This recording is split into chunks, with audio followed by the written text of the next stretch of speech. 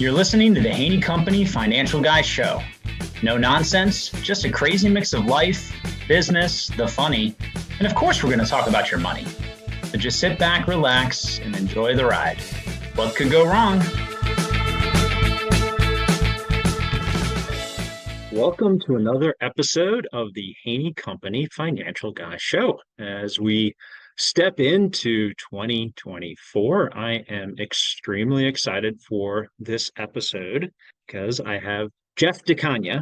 You and I have known each other in the ASAE space for a good while. I know you're more familiar with my father as a fellow, I'm excited to have this at the to mark what is going to be a pretty epic year this year, and so I know this is a long time coming. So thank you for being on the show with me. Brian, thanks so much for having me as a guest. It's a pleasure to join you and to have this conversation. I'm excited as well. I'm glad that we're finally getting a chance to do this. Well, I always tell every guest, and I know you were not ill prepared for this, that the first four questions are absolutely the hardest mentally. We're just going to hit them heavy, and that way we can take a breather afterwards because it'll be much easier from there. So let's get out the gates with, what food will you not eat under any circumstances? Sauerkraut, just not my thing. I eat my hot dogs plain. Okay, I like that. And just for reference, out of over 50 episodes, no one has ever said that. So good, we got another one to add to the list. Glad to be unique. Always a good thing, right? If you could be a superhero, what superpower would you have? Interesting. When I was a kid, I really liked The Flash. I used to watch Justice League of America, the less developed animated version when I was younger.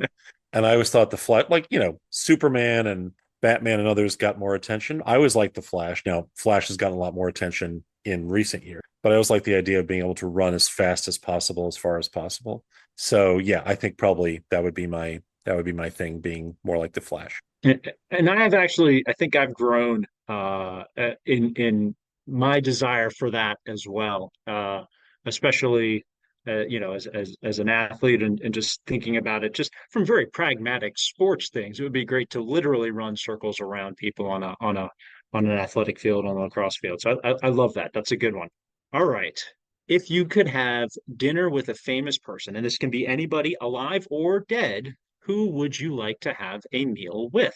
I think my choice here is probably a little bit less well known than some of the people that maybe other guests have shared. And it flows from a quote that I use all the time in my work. And the quote is, "For all of its uncertainty, we will not flee the future."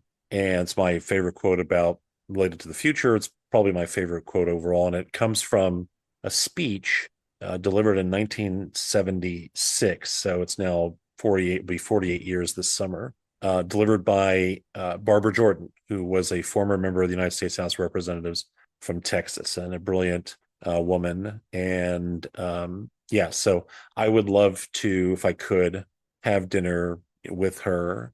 She has passed away. But I would love to be able to have dinner with her to talk about that quote and the inspiration for those words. So yeah, that would probably be my choice. See, I love that because, while all of these questions are fun and meaningful, they should be also thought-provoking. And I imagine now, is her speech something that someone could pull up on YouTube or something like that? Or I'm sure something like that is Googleable on some level. I believe there is a video of it. It was delivered at the 1976 Democratic National Convention. Okay. I know there's text online, and I'm pretty sure that there is video of it. So I'm sure we could find that if you want to post that in online for people. Yeah, that'd be great. I love it. Excellent. And the last one, of course, the hardest, besides this podcast, which is always everybody's number one. What other podcast or show or something that you would want to recommend somebody consider engaging with? Well, I'm going to give the diplomatic response and say that, rather than choosing just one, because I think there are a lot of great podcasts out there, I want to say how exciting it is that there are so many podcasts these days that are focusing, or at least whether it's totally or partially on associations.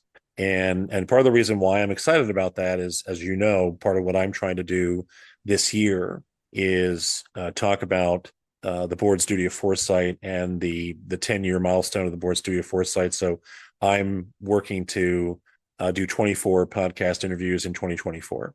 And there are a lot of podcasts in the association space, again, as I said, either partially or totally. And so I think that anyone who's interested in what's going on in associations can find a podcast that will cover something of interest to them, and with different hosts and different sort of emphases.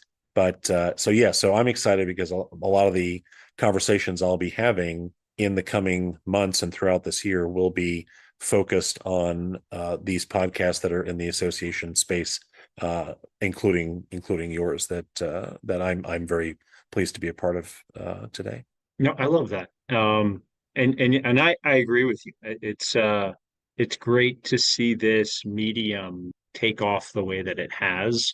I think I tend to pay attention to a lot of the data sets and trends, and it was interesting. And I'm sure this number is probably dated at this point, but as of last year, there were over 680 new shows being launched every single day. And so, while there's one argument to say, oh no, that's an increasingly saturated place. I think it just really means that we're getting more voices, and more stories, and just more opportunities for sharing things that can be really important and meaningful. And so I'm with you. I love that answer. And yeah, I mean, I also will look forward to not just certainly this episode together, but the ones that you're going to be subsequently guesting on as well, because it's going to be such a fun journey that I know you're going to be taking. And yeah, what a great time to be talking about this topic. So let's just And dive in. just one other thing I want to say, just before we get into Yeah. the questions, just kind of connecting with what you just said, and what you said, I'm actually surprised to know the number of shows that are launching on a daily basis. And as someone who was involved in the first iteration of podcasting back in the early 2000s, or sort of mid 2000s, podcasting kind of initially emerged in 2004, and by 2005, I was doing a podcast as well in that first iteration, which of course was very different. It was not There was no podcast app, and there were none of the analytics, none of the things that go into podcasting. Even the technology wasn't quite as good as we have today. And so it was basically me talking into a microphone and posting it online. I did have a professional intro, professional outro that I worked with a voiceover artist to create with music and everything like that, just to kind of give it a feel. But basically, in between those two things, it was me talking about association related stuff and then putting it up online on the blog that I had at the time. So things have come a long way in these last almost 20 years, in terms of where we are with podcasts. We had a sort of a lull of podcasting for a while, then a renaissance, and now we're seeing a lot more effort going into that. So that's part of where the excitement comes from, is seeing this really reemerge after we had the first sort of experience with podcasting, to have it come back again, and we'll have it become something far more significant today. No, and I know, even prior to us having the show, we were talking about this, and I think it's interesting, and it's really exciting. It's really exciting to be able to see all of the the technology involved that makes something much easier now. If you're interested in doing something like this in your either personal or professional domain, it's a lot more readily accessible and available. And so, yeah, it's an exciting time, and this is certainly an exciting place to be, providing value and communicating effectively. And I want to give you the chance to let the audience know about the work that you do. So go ahead and let's hear the story about all that. Sure. So my company is Foresight First LLC. I'm executive advisor. It's a one person company, and my focus is on association boards and helping them, challenging them to set a higher standard of stewardship, governing, and foresight. And as I mentioned, the big focus for me in 2024 is on the 10-year milestone of the board's duty of foresight, which is something that I first wrote about in Associations Now, ASA's magazine in 2014. And over the course of the last 10 years, it has become the central kind of organizing premise for what I do with association boards and helping them think differently about their role and their contributions to their associations and beyond. So it's been a really interesting 10-year period. It's a subset of a now almost 22-year career as an association consultant and a 32-year career in the association community overall. So yeah, it continues, but that's really where I'm focusing my energy and attention in the work that I do on behalf of the association. And it's, I mean, so important and so critical. I'm glad we're doing this now, especially to have the, you know, the personal connection as someone who sits on one of those boards for an association I've been a long time involved with, and to see, know, and understand that relevance, and why it is so critical, but also how it can be so challenging and frankly detrimental when that's not something that is, you know, a driving force and or factor influencing how boards look at, you know, operating a successful, effective, and impactful association. Certainly, hopefully, something all boards, I'm sure, are trying to accomplish on some level. So, you know, what, because of this, what excites you the most about the work that you get to do? Well, I think it's two things. I mean, when you look at the span of time that I've been advising boards, those 22 years, I think I've been very fortunate to work with a lot of different organizations, many different organizations in different industries and professions, from funeral directors to home furnishings to landscape architects to lawyers and doctors, and a wide range of different fields that I've had the chance. So I've learned so much across different industries and professions over the course of these 22 years. So that's been very exciting, and it continues to be exciting every time I take on a new client and get to learn about a new field. That's fun. The other thing, especially with the work that I do and really concentrate on with regard to the future, but really every aspect of the work that I do as an educator and as an intentional learner, every day I wake up and have to do something for some organization or in some aspect of my work where I get to say, I don't know. Like, I actually look forward. Many people don't like to say, I don't know, because it can be a little bit scary. And I get that. Because of the work that I do, I feel excited to wake up every day and say, oh, I don't know. Let me investigate that. Let me explore that. So I'm learning something every day in the work that I do out of necessity, and asking questions and pursuing discovery in my work. And that's very exciting. As someone who likes to help others learn, I'm learning every day, and I think that that's a tremendous benefit of what I do, is to have that opportunity. So feel very fortunate, and I think that's those are the things that excite me. What I've learned from the various organizations that I worked with and even in before I became a consultant, and then the fact that I'm doing some new inquiry and new discovery every day in whatever it is I do. And I think that's a great deal of fun, and something that I feel very privileged to be able to say. And I love that. That's certainly a passion that I know I share as well, as also evidenced by the number of fun letters after my name. But just continual learning, that there is no ceiling, to learning. You can just keep going. It's a constant upward spiral of betterment.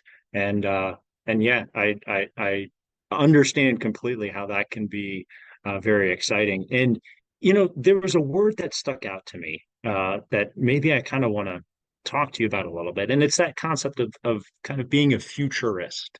I know certainly in the financial field, a lot of times if I'm at professional conferences, everybody loves to hear a good economist or, somebody that's kind of peering forward and going to give you their prognostications and, what's going to happen in the marketplace and all that kind of stuff. But I think in perhaps a more general sense, as it relates to foresight associations and boards, futuristic or futurist thinking is something that is challenging to kind of grasp. So how would you kind of set up a framework for a board today to really get them engaged with this type of thinking, that probably goes beyond sometimes a lot of the traditional, we got to make sure we look at the financials and, things that don't always necessarily kind of get you to peer forward through the looking glass enough. So I think one thing I will say is, like, I totally understand your question. The thing I would say is I don't think of myself as a futurist. And the reason why I say that is because, even though I have credentials and understand futures methodology and that sort of thing, I know a lot of futurists, and I know the kind of education that they undertake to operate as a futurist. And I also know the work that they do, which is very much apt in the description that you're talking about, that you provided. But the thing I would say is, I think actually the second part of your question is much closer to what I actually do. So as a foresight practitioner, which is how I think of myself, it's really about helping others use foresight approaches, foresight practices, so that they can become, in the case of boards, better decision makers. So that's one of the things that often comes up in my work with boards is I will say to them, look, I'm not trying to turn you into futurists. We can rely upon the work of futurists to assist us.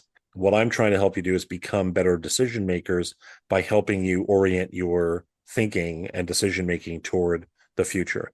And I think that's why I think the duty of foresight is so important, right? The duty of foresight, which, as I mentioned earlier, is something that I first wrote about 10 years ago. And it has mostly remained stable in terms of what its intention is with regard to learning. But in 2022, following everything that happened with the, sort of looking at what happened in the first 2 years, first really 2.5 years of this decade with the pandemic and all of the consequences that the pandemic unleashed upon us, I realized that I needed to look at the way I was thinking about the duty of foresight through a different lens. And so I released in September of 2022 what I refer to as the next definition of the board's duty of foresight, right? So let's define the terms just a little bit. Foresight, as I define it, is the process of intentional learning with the future. And so that's the work, that's sort of the nature of what foresight is. The duty of foresight at the beginning was always about a shared commitment that boards would make to learn as much as possible with the future. In 2022, when I released the next definition, I wanted it to read more and feel more like the definitions that I might give for the duties of care, loyalty, and obedience that boards are mandated to follow. So the next definition of the board's duty of foresight focuses, the way it reads is it requires association boards to stand up for their successors' futures through intentional learning, short-term sacrifice, and long-term action. And I think that if you take the pieces, sort of break apart the pieces of that definition, you can see, how that fits with what you're asking. Like, if you're going to be on a board, that what you want to be doing is thinking about, okay, what is it we need to learn to be an effective board? What is it we don't know? And especially not just the areas where we recognize we don't know, but how do we get at the things that we don't know, which is increasingly where we have to go. How do we explore new territory that is completely unfamiliar to us? And so that's where intentional learning becomes important. How do we make decisions about where we'll make sacrifice, whether that's financial sacrifice or other kinds of sacrifice that'll benefit our successors, those who will follow us? And how do we always consistently maintain a long-term orientation in our decision making? And so I think that when a board chooses the duty of foresight and makes it central to its work, they will become better decision makers. They will fulfill their responsibilities, not only to the association today, but to those who will follow them, and particularly those that they will never know personally. That's what I mean when I talk about successors. It's the people, not just the people who come in the next few years, who will join the board or join the association over the next few years, but those who will become part of the association in 10 or 20 years time, who will never be known personally to those who are serving today. So I think that's the starting point, is building that emotional and cognitive connection to the importance of this work through the duty of foresight, and then building a consistent practice of foresight that involves any number of contributors from across the association. It's very inclusive, right? It's intended to be very open and inclusive to get a lot of different points of view into the conversation about what the future could look like. And then the board uses that information, that learning, to make the best possible decision in the current time horizon to guide the organization toward the future. So it's actually a great opportunity for boards to imagine making a real impact that is not just a short-term impact, but an impact that will last for years and decades. One, I really appreciate how you broke that down, but emphasized, the word that I probably the wrapper I would put on that is kind of legacy. It's a legacy mindset that is the way that I receive what you were sharing, and recognizing that yes, we have some things that we have to do that are right in our purview today, but that the impact and the ramifications thereof of us doing it right, wrong, or at least having a mindset that suggests that we need to do it well, not just for the here and now, but for those that we may never need know, and we'll never see the outcome or the benefit. I think that that's certainly not just important, but extremely vital. I think in a time where we're seeing just a lot of things shaking and change, and not that that's not how things have happened in the past, but I think it seems, and maybe on some level feels like there's just been a lot more acceleration and changes that I think industries and certainly the association community have had to try to wrestle with. And so can we talk a little bit about some of the components of this process that you mentioned? And maybe start with the first part that um, might seem obvious, but if someone were to just hear what you shared and say, you know what, I'm on a board or I'm a part of an association, and I don't necessarily know that they have a process that looks like what you just described, how would you help an organization kind of get started embracing this concept, and then creating a framework to develop a process? So yeah, one thing I would just say before I answer that is, the way that I like to talk about it with boards is I will give them the question, which is in no way rhetorical, which has become the preoccupying question in my professional life, which is, what will our successors say about us? And the Hmm. reason why I like to frame it that way is that it's a little different from the legacy conversation that you were talking about before, because oftentimes I totally understand the direction you're going in. Oftentimes, the issue that I have with the legacy conversation is that if we talk about what do we want our legacy to be, it will often sound like a hero story, Hmm. a hero Yeah. narrative in which we feature as the hero. And while I get the psychological benefit of that, the question, what will our successors say about us, is a harder question, because we don't actually get to tell them what they will say about us, right? Instead, it's not about our words, it's about our actions. What actions will we take today, starting today, to shape a better future, to stand up for their futures, right? The people that we will never know personally, and help them have as much opportunity to be successful as we would have expected from those who preceded us decades, years and decades earlier.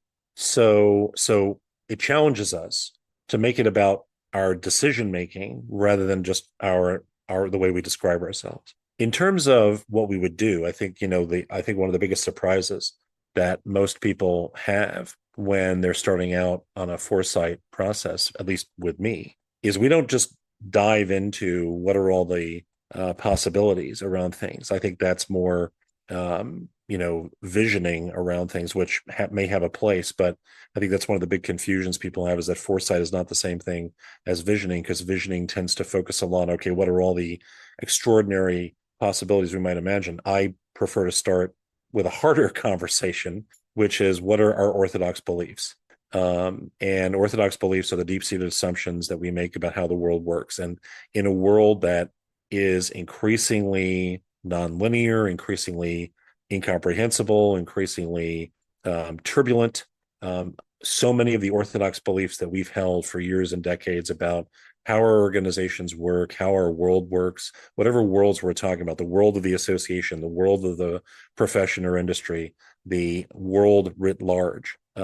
So many of the assumptions we've made are now under extreme stress and are demonstrating that they maybe were never true, even though we believe them. They're maybe not true today. They're not helpful to us to continue to hold on to them. And any meaningful exploration of what our future could look like, in my view, needs to begin with an exploration of what are the beliefs that are holding us back. And that's what orthodox beliefs are, right? The belief in associations, for example, that all relationships come down to membership, right? That that boards have to function in certain ways and compose themselves in certain ways, and other kinds of assumptions that we make, some of which are industry or profession specific, some of which are specific to the nature of what that organization has been historically.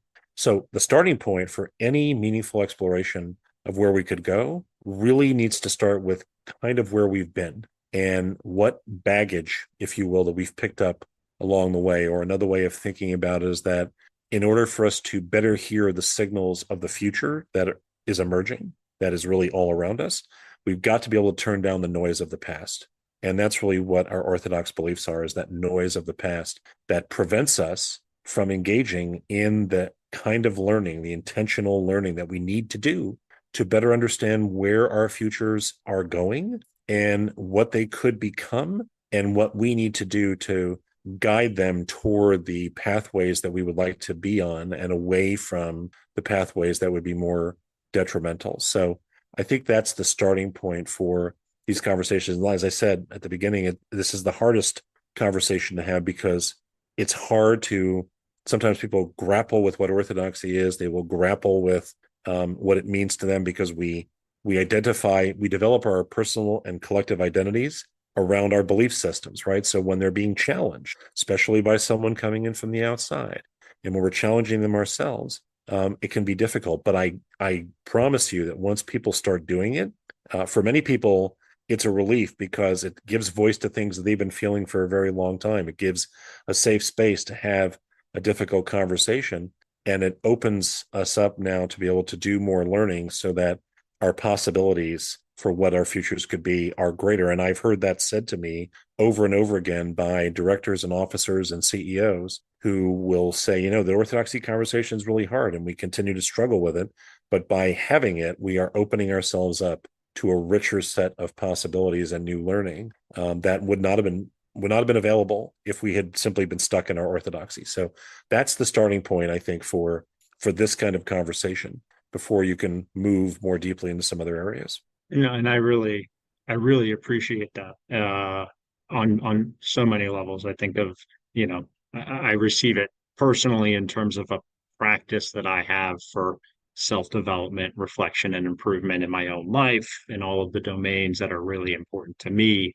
And have seen how a process of expanding that and doing something that I like to say is, seeking the discomfort and leaning into the discomfort, because again, in terms of growth, expansion, and just having a framework to be able to continue to show up as my best self, this is a necessary part of that.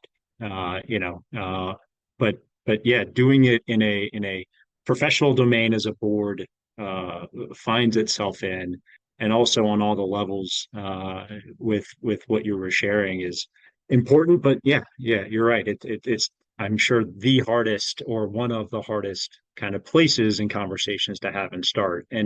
But yet once it's had, and people are on, at least on board with the benefit of identifying where we are, and what is holding us back, um, what are some of maybe the things when you get to that place that then either become the obstacles you're now trying to tackle or the path that you're trying to chart that is harder to define? And maybe that's not even the duality that everybody faces, but it seems like a lot of times when boards can get to a certain place where they're, now they're going to be engaged in something that's going to be forward thinking, strategic or planning related. Um, they are trying to go down one of a couple avenues. So what is that kind of, I don't necessarily call it a next step, but what does it look like to move beyond the from belief to now the next phase? I think one of the things that's most challenging for boards when it comes to the orthodoxy conversation and what happens afterwards. Most, as you well know, Brian, most association boards are populated with people who I would describe in the largest sense as operators, right? They come in Yeah. from an industry, they come in from a profession, they're doing a job on a daily basis. And so their task at their workplace is to get something done, right? Whatever form that takes, whether it's an attorney trying to work with a client or a doctor working with a patient or someone in the retail sector selling something or whatever, right? So boards are populated with operators. The orthodoxy conversation can be a challenge for association boards because there's not necessarily anything that they will immediately do about those orthodoxies. What I always say to boards about it is, look, you're not responsible for, or it's not your fault. Let me put it that way. It's not your fault that these orthodoxies exist. And because they existed in all likelihood before you got here, right? They probably existed for decades before you arrived. Certainly, years in some cases. And even if you've repeated them, I'm still not going to blame you because, this has been built up over a period of time. But you are responsible for figuring out what to do about them. Now that you know they exist, you've got to take some kind of action. Now, on some of them, the actions are not clear, right? That's what I was getting at a moment ago. There's not a clear way. And your job, by the way, as a director or officer, is not to tell people, hey, you're wrong about this orthodoxy. Like that's not, people don't want to be told that. Instead, you want to appreciate the fact that someone has shared this information and how do we begin to help them maybe develop a different perspective, right? It's not about telling them they're wrong. And it's also not about directors and officers saying, well, I don't agree with this. It doesn't really matter whether you agree or disagree. Someone has told you that this belief exists within the organization. So now we've got to figure out what to do. Part of the way that you address that, part of the way that the board addresses that, working with their staff partners, working with other contributors inside the organization, working with contributors outside the organization. The nice thing about the work of Foresight is that it doesn't necessarily require you to adopt certain boundaries. You can bring in a lot of voices, as I was mentioning earlier on in our conversation. Is to say, okay, what do we want the future to look like? What are plausible futures for our organization? What do we want it to look like? What could it look like?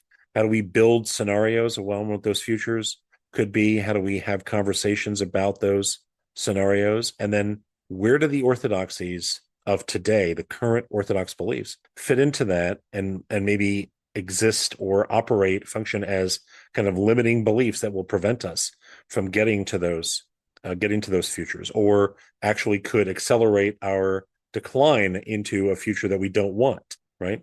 That's part of the way that you begin to address these orthodox beliefs. You can address some of them through messaging. You can address some of them through programmatic activity. You can address some of them through, how you educate, people.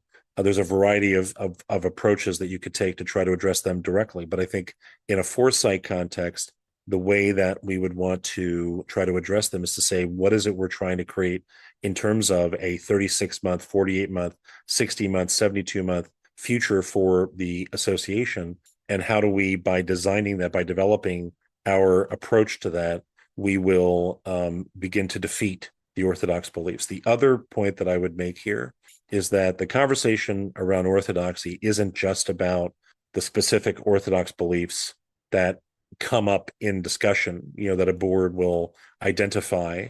And part of what I do with them is to try to visualize those orthodox beliefs for them in a orthodoxy map.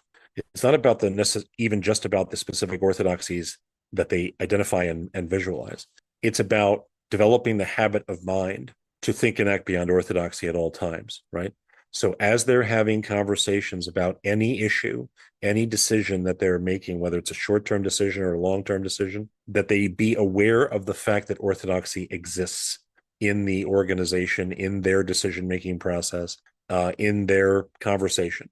And let's make sure we're staying aware of that existence and that we are confronting it before we allow it to slide by as we make a decision. Like once you uncover the existence of orthodoxy, you can't ignore its existence after that. So that's another step in the process, is that, part of it is confronting and then defeating the orthodoxies that are most detrimental. Part of it is conceiving of what the future could look like through scenario development, through ongoing discussion around that, through decision making. And part of it is developing the habit of mind to say that we're not going to allow orthodoxy to prevent us from realizing the futures that we're trying to achieve. And that is so important for boards, because boards have agency. They have the ability to make choices and to act upon them. But I think that many boards have surrendered their agency to orthodox beliefs. And by defeating the orthodoxy and maintaining this ability to think and act beyond orthodoxy, developing that habit of mind, they can in fact reclaim their agency to take actions that will be beneficial to their organizations, beneficial to their stakeholders, beneficial to their successors. So there's a lot that goes into it, and boards need, what they can do is develop a more nuanced approach to addressing these issues by building the habits of mind that go into this, and also developing what I call next practices to try to help them stay clear of the orthodoxy and build the kind of futures that they're looking for. Because really, this is about what boards do with the assistance of a lot of contributors, but ultimately boards are the ones who are responsible. They're the ones who have the authority to act, and they are the ones who have the greatest opportunity to take action, with staff partners and with committees and task forces and individual contributors, and a wide variety of people can be involved. But ultimately, we need our boards to operate in this way, because they're the ones who sit at the confluence of responsibility, authority, and opportunity to do this work and to take this kind of action. So those are some of the things that I try to help boards think about and to act upon in the work that I do with them. I love it.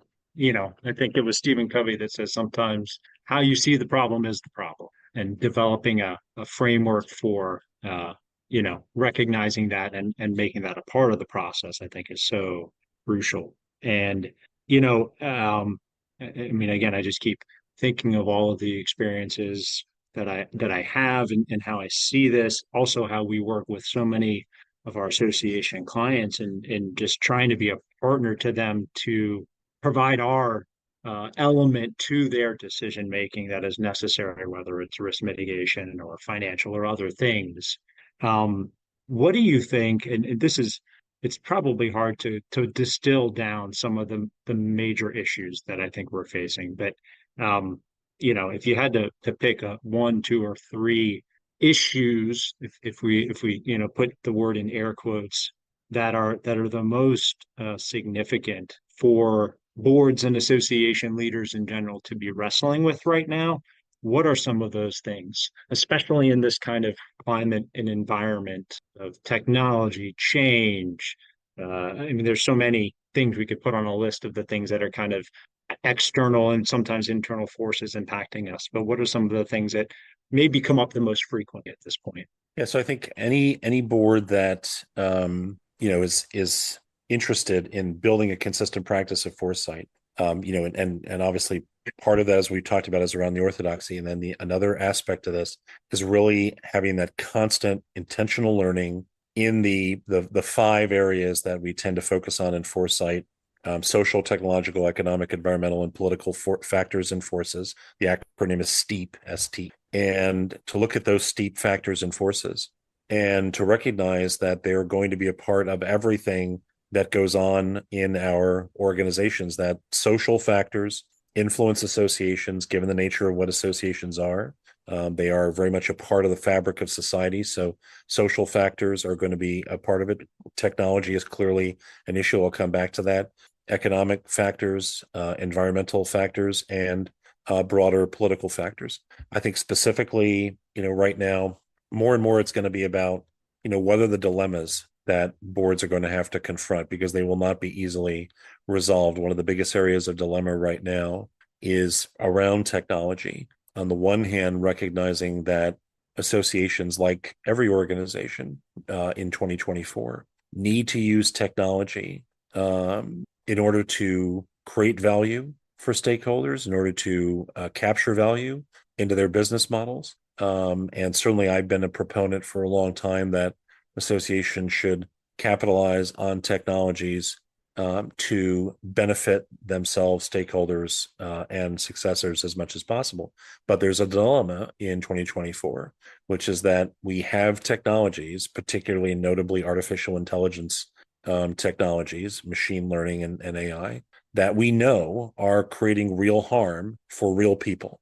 It's happening today. And that's not hypothetical. It's not speculative. It's happening today. And so at the same time that we're talking about how to capitalize on some of these technologies, we also have to know that they are creating harm, and we have a responsibility to not contribute to that harm, to not make it worse, to prevent it as much as we can, and to use those technologies for good, right? So that's a dilemma that every board's going to have to grapple with. I think there's a growing need for boards to grapple with the climate dilemmas, right? That there are things that associations do that they need to do to deliver, once again, to deliver value that also have a negative impact on climate. That our use of technology feeds into that as well, and that our technologies are also contributing to the climate issues. And part of the reason why I feel like these conversations need to be better developed and more of a focus for association boards is because boards in other sectors are already having these conversations, right?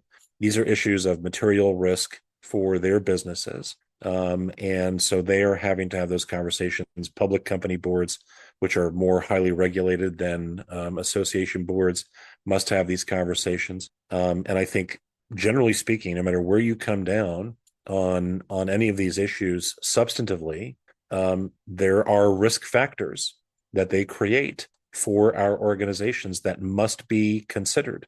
And that's what boards are there to do. Boards are there on some level to anticipate and to recognize and to mitigate risks to the organization. And I think we have to be able to, that's another aspect of the duty of foresight, that part of standing up for successors' futures, as I was saying earlier, isn't just about figuring out how to mitigate risks in the short term, but also how to mitigate long-term risks for successors, how to de-risk the future, how to use current resources to make different decisions that would maybe put more risk on the association today, but will have the effect of making things less risky for those who will follow in the next 10 or 20 years, because you can do it more easily today than you could if you wait. Like, I think one of the things that associations learned the hard way during the pandemic was that the cost of deferring decisions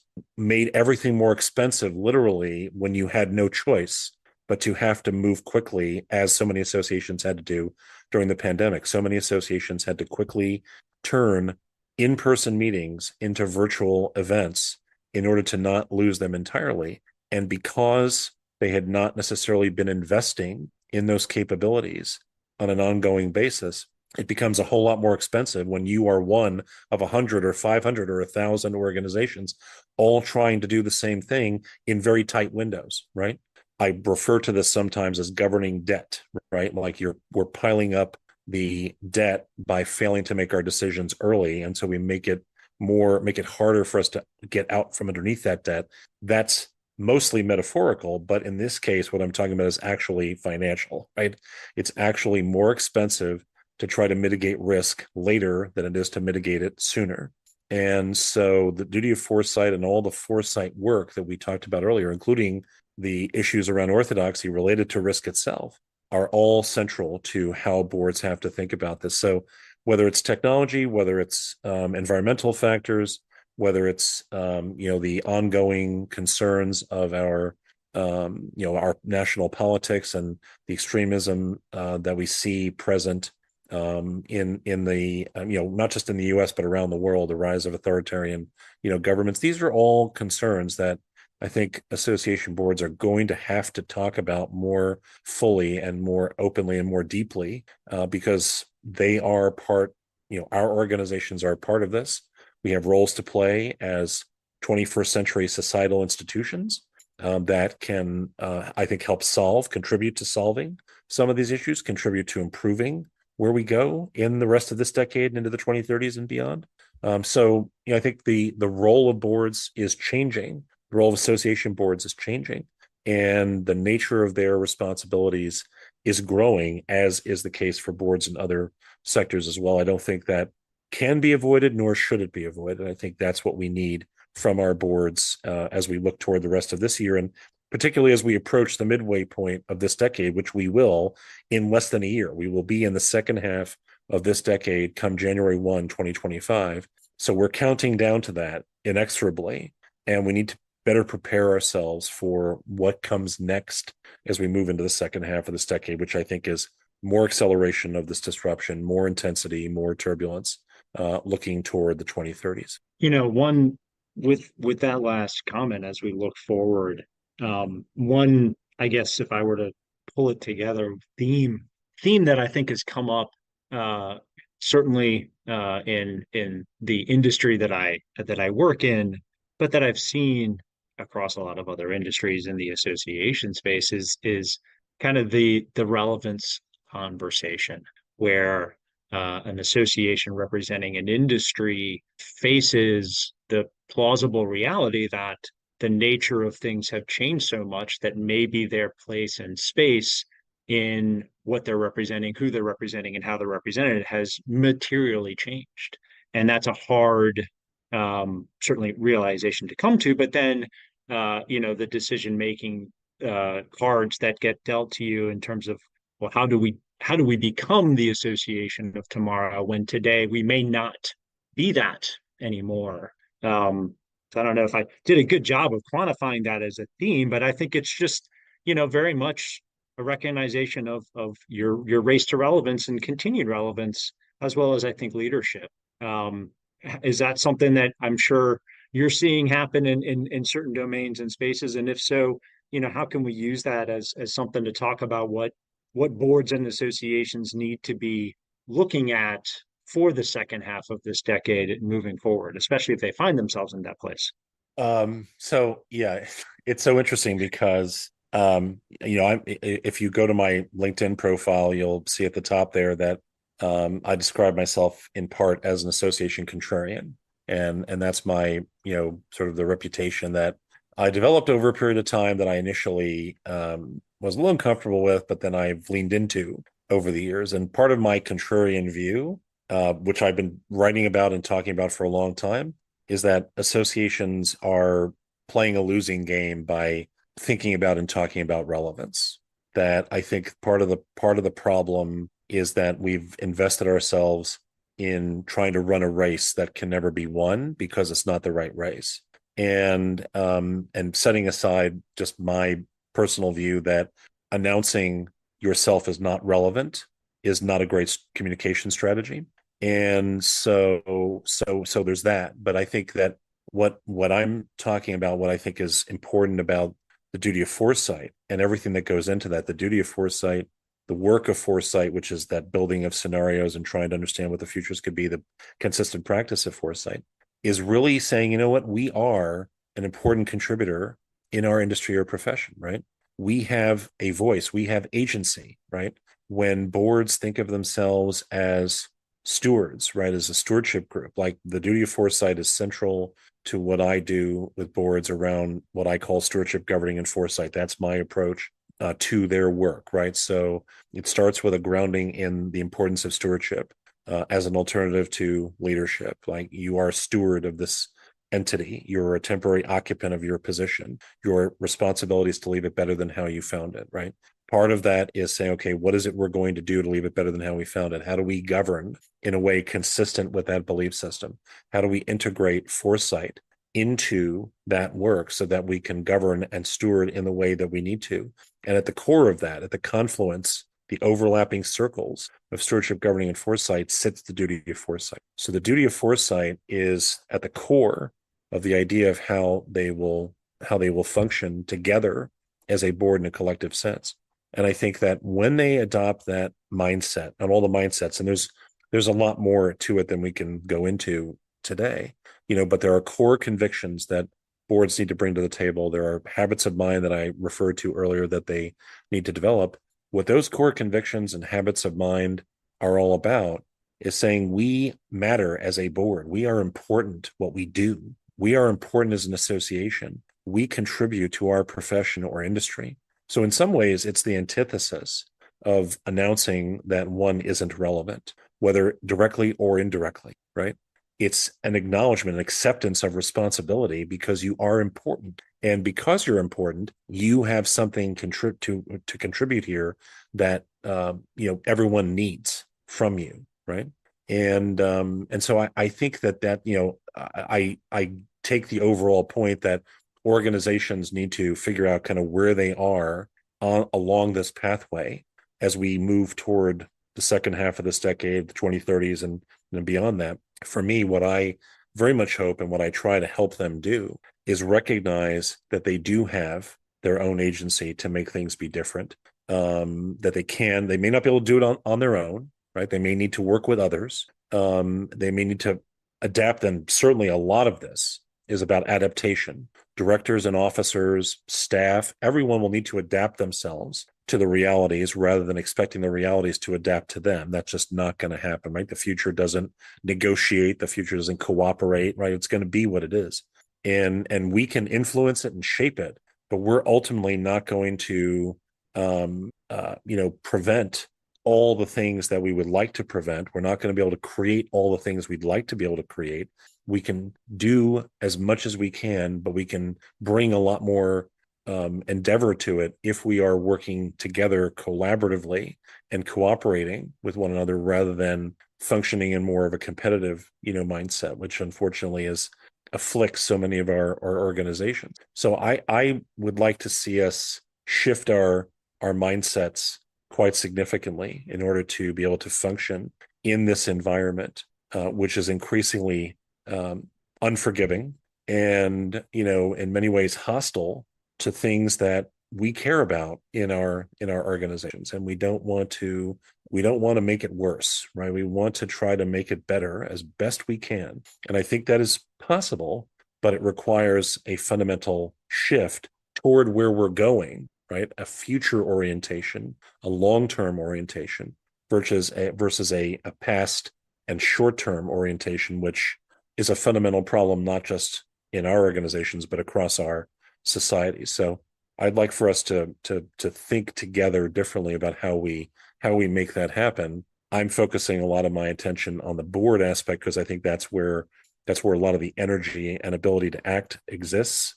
But I think we also have to look at this at a community level across the association world and say, how can we work together to enable this more fully across the entire association? Oh, and I really appreciate that because the words that again come to mind for me, is the brand. Everything has a brand, and I think certainly that's a more familiar concept in the marketing, the business development, the for-profit arena than it may be in a non-for-profit association space. But I think it kind of, at least from where I sit, brings a lot of that together that you were just talking about in terms of the stewardship, the impact, and the intentionality about what is it that we need to do in the space that we operate in now to provide value, to point those that are in our community towards greater and better and more significant things, and make that the defining quality of how we're going to go about operating as a unit, as a board, and as those that are stewarding the organization. And so I want to, because I know you and I could probably talk for the rest of the day, and we don't have, unfortunately, that margin of time, nor would I think the audience listen to a podcast that's 7 hours long. What kind of advice would you want to share with association boards and association executives that you really want them to be wrestling with, or just, any kind of final parting thoughts and advice that is going to be the most salient for us to be effective in 2024 and beyond. So I would come back to, my question that I shared earlier about what will our successors say about us. And as I said, it's the preoccupying question of my professional life. I'm not expecting others to go there. But every time I write something, every time I do an interview like this one, every time I do a presentation for a client or in a public setting, I'm thinking about that question. What will our successors say about us? And I would say that every association board, every CEO, everyone in our community could be asking themselves that question about their own work, about their association, about the board they serve on or that they work with. What will our successors say about us? People will never know, right? People who will never know us and we'll never know them in 10 years' time, right? Maybe it's a little less, maybe it's a little more. But we'll never know. What will they say about what we did in 2020 and what we didn't do in 2024? And what we didn't do could be either good or bad, by the way. We could say, you know what, we're not going to do things in 2024 in an effort to make things easier for people in the future, right? So getting out of a pattern that I think exists in so many of our organizations. I was just looking at something in my email today before we started our conversation that used the phrase that I see far too often across so many different sectors, including the association sector. It included the phrase, leaders failed to make tough decisions, right? Or leaders delayed making decisions, or something of that nature. And it speaks to the issues that I have with the whole leadership paradigm. It speaks to the issues that I have with, boards deferring those choices, piling up governing debt, and then wondering why it's so difficult later, right? Leaving it to their successors to deal with issues that are too sticky. So I would start with, what will our successors say about us? I would start with an honest confrontation and reckoning with the orthodoxy of the organization. And then I would say, understand that the duty of foresight, unlike the duties of care, loyalty, and obedience, which are mandated on boards in case law, in statute, in regulation, they are required of our boards. Unlike them, the duty of foresight is a choice. I think it's an incredibly responsible choice. It is an ethical and moral choice. It is the right choice for our organizations to make in 2024, 10 years since I first wrote about it. It's time for us to recognize what's in front of us, what's happening all around us today. We sometimes think the future is off in the distance. It's not. It's here. It's now. It's happening. And the duty of foresight is our opportunity to really fundamentally change the way we think about what our boards can be, what they can become, how they can function in a way, as I like to say, a fit for purpose fashion in 2024 and beyond. There's a lot of opportunity here to create the kind of organizations and, by extension, the kind of future we would like to have. And I hope that all of the association directors and officers, CEOs, and other association decision makers and staff who are listening to this conversation will take that idea and reflect on it and think about it and examine their own possibilities. So, really have that conversation about what will our successors say about us, confront the orthodoxy, and then choose the duty of foresight to move our organizations into the future. Love that. What a great place to wrap up. How can our audience get a hold of you if they wanted to talk to you, engage, and get your help? What's the best way for somebody to find you? Two best ways to find me: email Jeff at foresightfirst.io, and it is .io. So Jeff at foresightfirst.io. And then I'm also on LinkedIn, jeffonlinkedin.com. That's a branded URL that I use to make it easier because the LinkedIn URL is kind of long. So you can find me, jeffonlinkedin.com. Outstanding. Well, again, Jeff, it's been a thrilling conversation. I appreciate you joining me for this. I'm excited for all of the other conversations I know you're going to be having in 2024. And so please do be sure to make me and our team aware of them so we can also be referencing those alongside this one. But thank you very much for joining me. Well, Brian, I really appreciate you having me on the show, and thank you for being one of the first podcast that I'm doing in 2024, the 24 and 24, very cleverly named by me. And I'm very pleased to have had this conversation with you, and I appreciate it, and I would love to come back in the future. I think it's I think you will be on the short list for a repeat show. So thank you very much.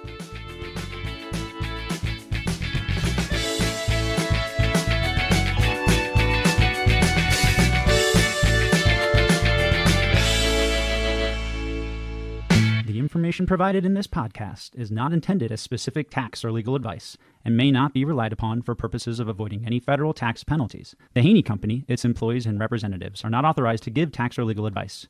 Individuals are encouraged to seek advice from their own tax or legal counsel. Individuals involved in the estate planning process should work with an estate planning team, including their own personal, legal, or tax counsel. The information provided here does not constitute personal financial advice, but is meant as the conveyance of information for educational purposes only. All investing involves risk, including the risk of loss. Past performance is not indicatory of future returns. Guarantees are backed by the claims-paying ability of the insurer. Brian Heaney is a registered representative and an investment advisory representative of Dempsey Lord Smith, LLC. Dempsey Lord Smith, LLC is not affiliated with the Haney Company. Securities offered through Dempsey Lord Smith, LLC, Membra, FINRA SIPC. Advisory services offered through Dempsey Lord Smith, LLC, a U.S. SEC registered investment advisor.